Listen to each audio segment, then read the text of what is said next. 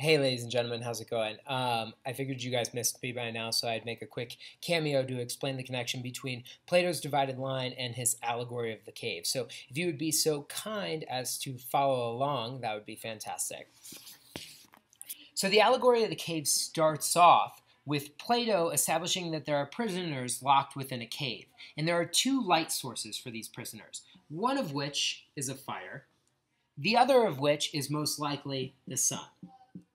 Both elements are casting light into the cave.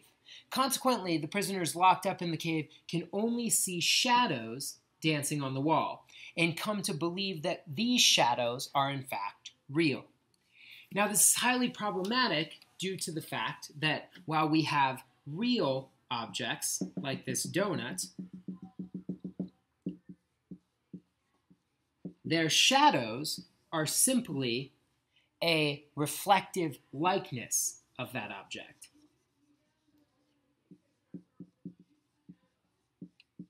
And when we really get down to it, we can't learn that much from the shadow because this shadow could in fact be a donut, but it could also be a washer or some other circular object with a hole in the middle. Consequently, the prisoners are stuck in Plato's first section of the divided line.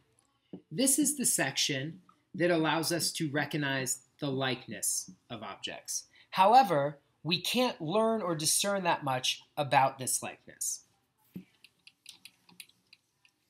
Going forward, a prisoner manages to escape from the cave. But problematically, this prisoner now cannot tell the difference between an object and its shadow.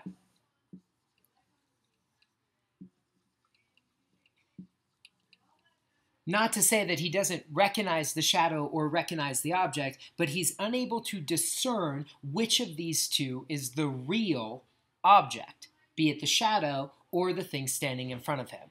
This is very similar to Plato's second section of his divided line, the section in which we encounter the things of this world. And like the prisoner's inability to tell the difference between the object and its shadow, it is similar to our inability to tell the difference between an object in the visible world and its form in the intelligible world. Thus, we are stuck here within the visible world, recognizing only objects or things. However, the prisoner ventures forth.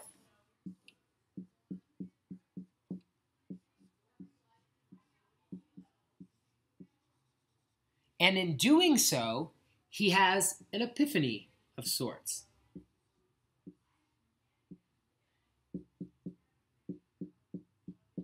This epiphany leads him to the knowledge that it is not, in fact, the shadow that is the real donut,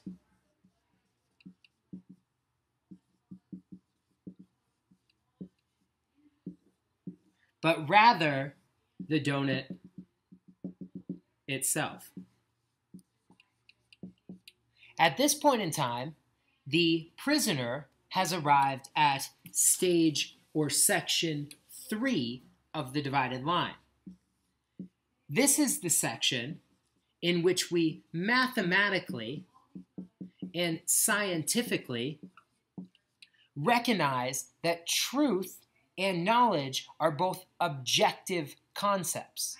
So, in other words, it is here that we recognize that knowledge can be known objectively, whereas the objects that appear in the visible world are simply distortions of those objects that we know, or more specifically, those forms that we know.